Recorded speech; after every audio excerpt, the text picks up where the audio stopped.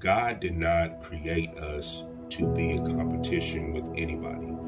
He didn't create us to compare ourselves to anybody. He didn't create us to compare, our journeys, compare our lifestyles, compare, ourselves, whatever it is. He didn't create us to be in competition or to compare ourselves. But sometimes we get caught up in that moment of walking in that lane of comparisons, and sometimes we don't even know that you're comparing yourself until it's too late sometimes. And sometimes you don't even know that you're competing with the person until it's too late.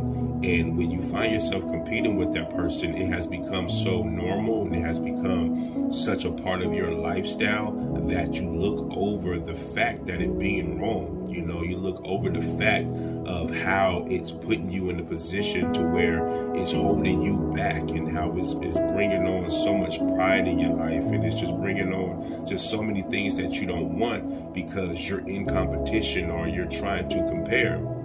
God, he called us to be excellent on the level that he puts us on.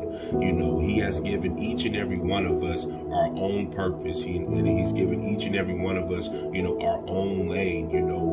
Although that we are humans, and, we are males and we are females, and, and we walk according to God's plan, and some of us may even do the same things. We may, be in the same lane of work, or, we may be in the same lane of finances, or we may be in the same lane of whatever the case may be. But when God created us, we are individually created in a different uniqueness, according to God's plan. So none of us, although we may be the same, we are not the same. And God created us that way. But we refuse to see ourselves as what God has created us to be, because we're so busy trying to keep up and try to balance and trying to compare ourselves.